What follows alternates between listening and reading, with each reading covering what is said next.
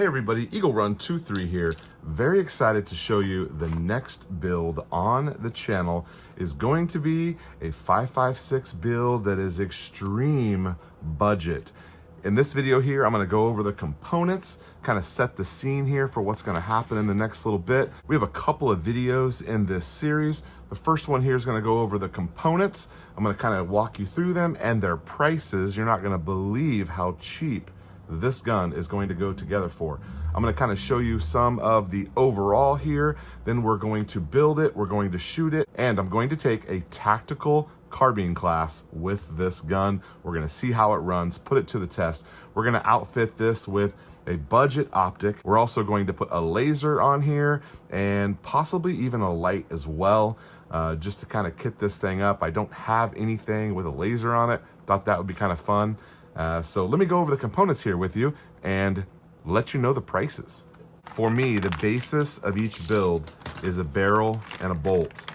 Now I know that there are some people who don't like this NIB nickel boron coating. It sure is nice and easy to keep clean. And so this is a bit of an upgrade. I could have gone cheaper here, but I got this on a special for $79. In addition, the barrel is a budget barrel, government profile, 1-in-7 twist. It is a 5.56 caliber, not a 223 Wild or 223.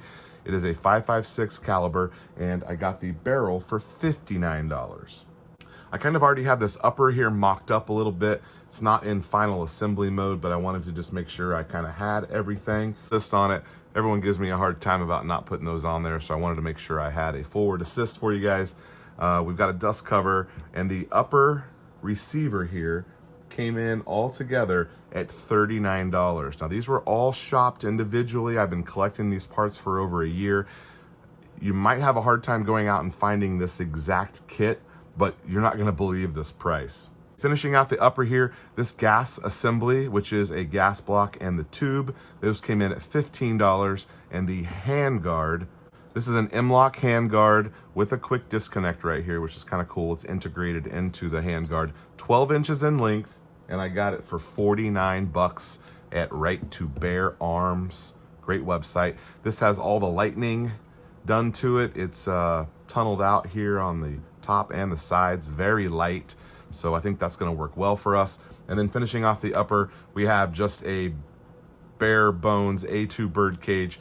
This was in my parts bin, but I went ahead and put a price on it of $11. That's kind of what I found them for online. I think we have a pretty decent upper here. Let's go to the lower.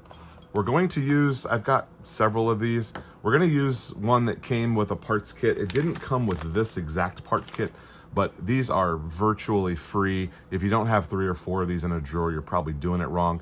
Now, based on my conversation with Shogun Customs, who was on our live stream the other night, he said that I could practice on one of these. So I've got 2 to practice on. We are going to do some custom stippling to this. So that'll be in a video coming up. Make sure you're subscribed to check that out. Lower parts kit right here. This has everything we need to build the lower and trigger springs and all that good stuff. Our lower parts kit came in at $35. Here is the trigger group for our build, and this is just a standard basic mil-spec trigger. There's nothing fancy about it, but we are going to go through and do our custom trigger job on this. Unfortunately, YouTube won't let me show you much about that, but we will talk about it. I'll let you know what I did, and we will also test the trigger pull weight, make sure that we've got our creep and our take up all dialed in exactly the way that we want it.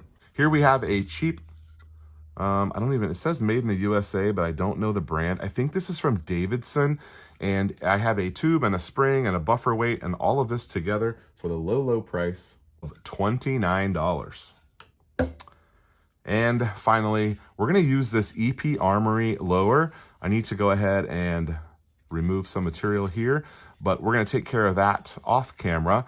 And this is the gray one, and that kind of lets you know we're gonna be disassembling this guy. I mean, it's just kind of mocked up here anyway, but we're gonna be disassembling this upper, and we're gonna go with a gray scheme. So the upper's gonna be a gray, the lower's a gray, the handguard's a gray, and then I might even see, we might leave this black and leave this black and the barrel black, but the rest of it's going to be 3 different colors of gray. I will show you how I do that and what it looks like, how the process goes here shortly. And then last but not least, as a backup, because we are going to put an optic on this, I've got a red dot for it. We also have available, if the red dot doesn't work out, we have this polymer. We might try these out anyway. These were like $8 or $9. And these are from, I don't know, these were like an add-on when I ordered from someone. They're like, hey, you want to add a polymer? I'm like, I never tried a polymer sight before. Well, we'll give those a shot. Even if we do get our red dot situated, I've actually lost it, guys. I cannot find the red dot that we're going to put on this. I don't know what I did with it. And if I have to order another one, I will. But I think I'll find it. We're trying to get some stuff organized here. If you can't tell, we're having a hard time. But this will have a red dot on it. I'll show you more about that later. If we can't find the red dot, we'll go ahead and just throw these polymers on. But I believe that is everything that we will need to build this gun out. Now let me show you the price here. So the bolt carrier group, the handguard, the barrel, the gas system, the upper and lower receivers, stock, gas tube, lower parts kit, and the A2 muzzle device come out to a total of $384 for a complete rifle. Now, these are not the highest end components. Looking forward to doing this and trying it out. We're going to see what sort of troubles we have, or maybe it's just going to run brilliantly. The weight is going to be relatively light. This is a government profile barrel, pretty lightweight barrel. We have an extremely lightened handguard, polymer lower, pretty light, and our stock here is also very light. I'm happy with our components here, so I'm going to get to work, get this lower fixed up, and then in the next time you see this, we're going to have it together, and we're going to talk about painting. Okay, that's what I have for you guys today. Eagle Run 2-3. We'll see you next time.